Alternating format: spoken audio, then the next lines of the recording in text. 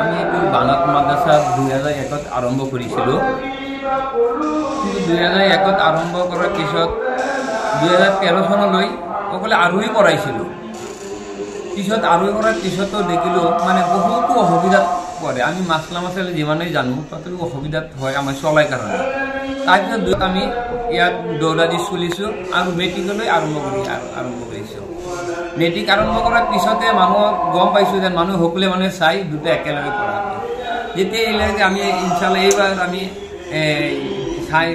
কলেজো খুলিছোঁ। পিছত 2 বছৰ পিছত আমি এতিয়া ছায়েন্স আৰ্টছ সকলো খুলিছোঁ, ডিগ্ৰীলৈ আছে। কিন্তু আলহামদুলিল্লাহ এইবছৰ হাই ছেকেণ্ডেৰীত আমাৰ 8জনী ছাত্ৰীয়ে আমাৰ মানে ফাৰ্ষ্ট ডিভিজন পাইছে। আমাৰ অঞ্চলৰ পৰা সিহঁতে স্কুটি পাইছে। আৰু যোৱাবাৰ 7জনী দিছিল, 3জনী পাইছে। এইবাৰ আমাৰ আহা আছে ইনশাল্লাহ 39জন আছে। এইবাৰ আমাৰ ছায়েন্সত কমচে 20-25টামান গাড়ী পাম চৰকাৰত। মানে আমি এটা ক'ব বিচাৰোঁ অসমত মাদ্ৰাছা চৰকাৰে বন্ধ কৰিব বিচাৰে, কিন্তু আমাৰ মাদ্ৰাছাত চৰকাৰে কিয় গাড়ী দিয়ে চিন্তা কৰিব লাগে। যেন আমি সকলো মানুহে যাতে লগত আমাৰ যিটো বাধ্যতামূলক, আমি যদি অসমত থাকোঁ অসমীয়া আমাৰ ইংৰাজী এইবিলাক শিকিব লাগে।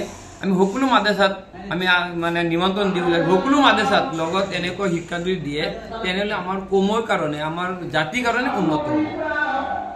আলহামদুলিল্লাহ আমাৰ বিএখনটো আছেই, ছায়েন্সত ছেকেণ্ড ইয়াৰলৈ আৰ্টছত বিএলৈ আছে। আহা আছে ইনশাল্লাহ। আমিতো বহুত আহালৈ কাম আৰম্ভ কৰিছোঁ। আমি ইনশাল্লাহ ইয়াত আমি ছায়েন্স ছোৱালীৰ কাৰণে আমি ইণ্টাৰ্ণ কৰি আছোঁ। সিহঁতে নিটত যদি আল্লাহ তৌফিক দিয়ে তেনে নিশ্চয় পাব বুলি আশা।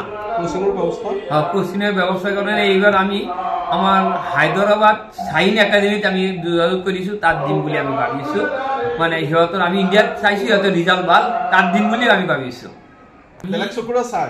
নাই, আমি যেতিয়া অকল যদি সৰীয়া মাছলাইল শিক্ষা দিওঁ সিহঁতৰ মনত কোনোবা বাপ আহিব পাৰে। যিহেতু আমি জেনেৰেল শিক্ষা দিওঁ, জেনেৰেল যিবিলাক ছাবজেক্ট আছে তাতো একো নাই, সকলো ধৰ্ম বিভাগ আছেই, তেনেহ'লে সিহঁতৰ মনৰ ভাৱটো দূৰ হৈ যাব বুলি ভাবি আমি জেনেৰেল শিক্ষাও দিব লাগে। সকলো মাদ্ৰাছা আমি জনাওঁ জেনেৰেল শিক্ষা দিলে এইবিলাক যিবিলাক সিহঁতৰ ভাৱটো দূৰ হৈ যাব। আমি গম পাইছোঁ আমাৰ এনেকুৱা মনৰ ভাৱ, আমাৰ নাৰীসকলে পাইলট হ'লে আৰু বেছি ভাল, পুলিচ অফিচাৰো হ'ব লাগে। আমাৰ পৰ্দাত থাকি শিক্ষাৰ একো বাধা দিয়া নাই।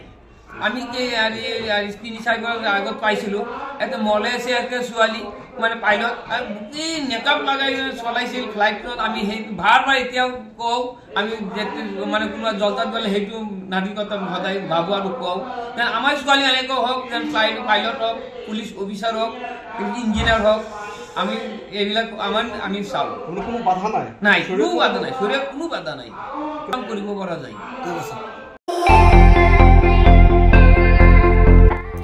আপুনিও ভুগিছে নেকি গেছৰ সমস্যাত?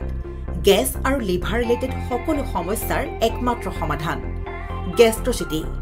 বদহজম, এচিডিটি, ফেটি লিভাৰ, পাইলছকে আদি কৰি ভিন্ন গেছৰ সমস্যাৰ সমাধানৰ বাবে কেৱল আপোনাৰ কাষত গেষ্ট্ৰচিটি।